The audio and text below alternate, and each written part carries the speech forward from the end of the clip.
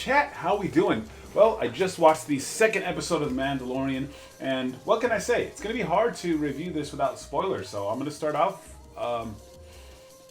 without any spoilers, and then I'll switch it to spoiler talk towards the end.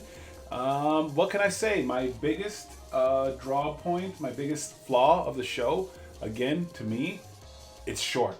This episode was even shorter than the first one, making it about 30 minutes, but with no commercials, it's average. It's longer than an average TV show that you see on TV because with commercial breaks. But man, and the only reason that's a bad thing is because the show's so good and you want more. Again, I want to binge this show, and now I have to wait a week to the next episode, and it doesn't leave you on a massive cliffhanger. You're like, but it just is like, dang it, I want more. The show is really good, so the show is fantastic. What can I say about more of this episode? It's just well done. I can't even really I could just give it out a score. I give this one, I give it an 8.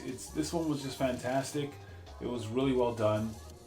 It doesn't go far too much from the first episode without spoiling too much, but I think that's almost all I can say without spoiling. Man, I look tired. Yeah, huh?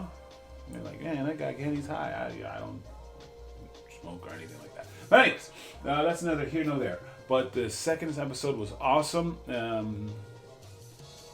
Like, what can I say? It's the show's getting cool. I can kind of see where it could be going. Because it's like one of those shows with a bounty hunter, and the bounty hunter gets its target, and then what will happen there, right? I guess I won't go too far into the spoilers, but I learned something really awesome today. I learned something super awesome. Lateef Crowder is in the show Mandalorian. If you guys don't know who Lateef Crowder is, he's real life Eddie Gordo. He's Eddie Gordo incarnate. He is real life Eddie Gordo. So it's really cool. He's the stunt double for the Mandalorian. So there's the I guess they have a stand-in, but he has Lateef Crowder. It's cool, man. He's basically me. He's got these long dreadlocks. So I'm pretty sure he does what he does with the Spider-Man. He probably just gets a little ninja hood and puts his hair in there, and I think that's super awesome. So shout out to Lateef. Awesomeness for you landing a stunt role in that show. But other than that, no, it's an overall solid show. This episode was an 8. Well done. Music was fantastic. This one actually had a lot of comedy too. Not a lot of comedy, but they had some moments where I did really laugh out loud, and it was like, man, that is super awesome. And it wasn't, the Marvel type comedy. It was just like a good, like, oh man, that was kind of funny thing. So I gotta say, yeah, this is 8, close to a 9. I think there could be 9 episodes, I think there could be 9, maybe even 10 episodes in the future, because in this one, he doesn't go all out. But the show, this episode has some good comedy. Now, I guess we're going to talk about spoilers, right? I mean, because it's hard to do a review because these shows are very short. So you can't really talk about like, oh, this and that. So we're going to go talk about spoilers and everything like that. So you got 3, 2, 1.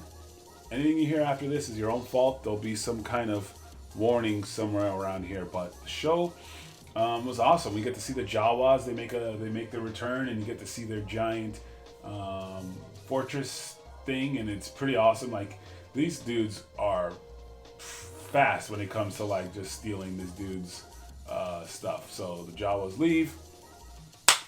I mean, not the Jawas, like the Mandalorians off on this mission, and they just strip the hell out of the ship. It was pretty funny. And then you get to see him interact with the Jawas, and that's really funny. He's kind of pissed, and you get to see his rifle. His rifle is a disintegration rifle, right? So that's what a lot of the Mandalorians do. Like when he told Boba Fett, and no disintegration. Yeah, that rifle just disintegrated a couple of Jawas. It was just funny seeing them like run away and try to fight and stuff like that. And then I guess later on in the episode, you get to see they have a sit down and everything like that. He gets frustrated and he's like, "Well, do you understand this?" He actually speaks some Jawa, and they make fun of him. That moment right there was super funny.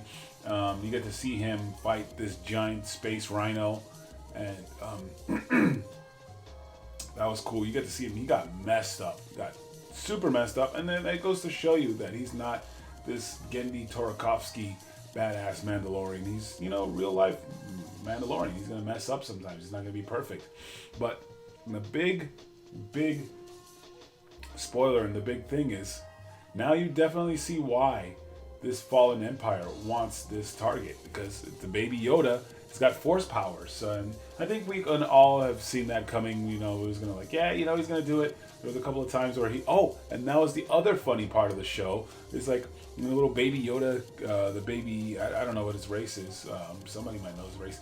Keeps getting out of the little stroller and tries to heal him, and he just puts him back up. He's a little puppet, and I think that's another thing you can appreciate too, that he's a puppet and not just a CGI thing. There's some points where he could have been CGI, and some points where he's a puppet. I don't know, but that was well done. That was well done, man. Those parts were really funny, and then seeing little baby Yoda do the Force and get tired, kind of like Luke did when he used a lot of his powers. But other than that, great episode. Really cool. I'm looking forward to the next one. I'm going to have to wait a week till next Friday for the episode. Is there anything else that I wanted to talk about? That giant rhino creature was cool. There's an awesome fight. We got totally messed up. I really like Nick Nolte's character. And I have spoken. He's a super cool guy. I was hoping to see more. We don't know. He could show up more. He could come back, but the man's cool. I dig his character. He could have been a good side character. He's like, "Hell, man, I could use a dude like you," but he's like, "Nope. That's good. I have spoken." But other than that, I guess that's it, man. The show's an 8. Excuse me. I'm really not sure what else to talk about. But anyways, guys, we can start a conversation in the chat. Let me know what you guys thought, if you guys haven't watched it yet, or if you guys are waiting. By the time you get to this far, I don't even know if you're still watching, but I personally, I was like, man, I don't like binging shows, because I like having something forward to look. I like looking to have something to watch every week and stuff like that. But man, if this show, I'm telling you, I could do it if this show was an hour. You give me an hour-long show, I'm like, okay, cool, I can wait for the next one. But when the thing is only 30-something minutes, I kind of want to binge the whole thing. I think that's just to me. Because with Game of Thrones, I'm like, all right, we're going to have to wait.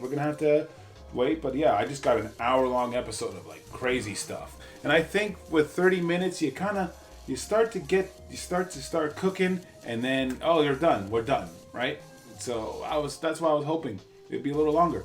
Well, anyways, guys, that's it for my video. Thank you guys so much for watching, and I'll see you. I got some more Teppin stuff as well. Had some crazy computer issues, but now they're all fixed. Yeah.